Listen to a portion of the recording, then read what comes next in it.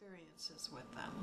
My first experience was the very first time I was hospitalized, and I had just been so depressed that I could not function. I couldn't even talk really, and so I went into this hospital and they immediately gave me Haldol, and my tongue stuck to the roof of my mouth, and it was really scary, and my voice got all squeaky, and it was just really scary. I didn't know if it was permanent, but I went to the nurse's station and all I could do was point and, you know, say, "Help me."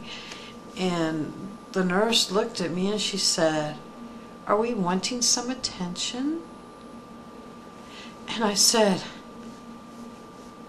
"Yes." And so eventually I got Cogentin, which stopped the tongue spasm, but I started hallucinating. And needless to say, I got a diagnosis of schizophrenia, which led to these other medications, like Thorazine, Mellaril, L'Occitane, some of the older medications. And they were, of course, not helpful. Some of them didn't hurt me, but some of them, like Elavil, really caused restless leg syndrome, and I was forced to take that, and it was just torture. The restless leg syndrome wasn't even a term back then. This was in the 80s. So I really didn't have a name for it or a treatment for it. But it was horrible, and so when I said anything about it, even the doctors did not know what that meant. You know, they didn't know what I was going through.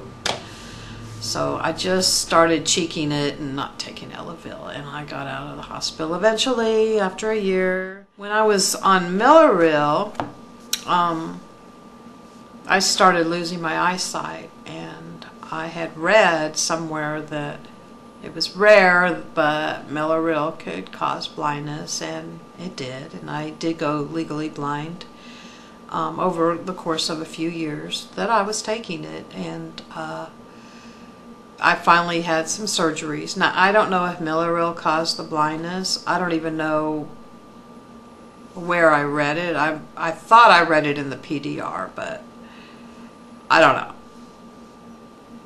But I did go blind, and my eyesight has been restored.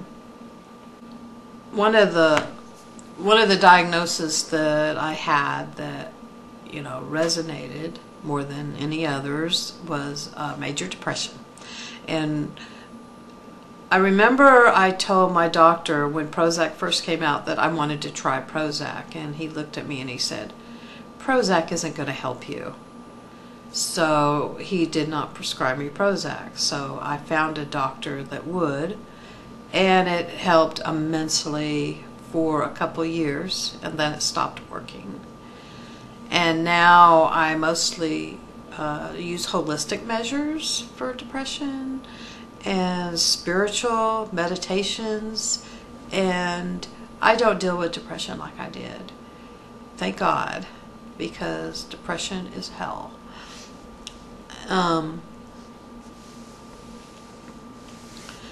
Another thing that did help me with anxiety was Klonopin, and I did take Klonopin. Then I got multiple sclerosis, and the person that was just prescribing me Klonopin did not tell me that Klonopin can affect your immune system. And multiple sclerosis is an autoimmune disorder, supposedly. I don't really know, but my action for the MS was to strengthen and build my immune system rather than some of the traditional treatments of breaking it down and weakening it. It made no sense to me. So I decided to build it up, and I really got into some holistic modalities, meditation and spirituality, and a lot of supplements and eating right. And but then when I learned that Klonopin can weaken your immune system, you know, I just had to get off of it, and I did. And that was the last of the drugs that I was taking, and I'm not taking anything anymore. And I have had no further problems. When I see depression creep in, I know what to do now, and it works. So I don't have anything against medication. What I do have against is people who are not given informed consent, and people who are told that they will have to take medication the rest of their lives. It's not true. I think it's a ploy by the drug companies to get people sick, keep people sick so they can continue making money on these drugs.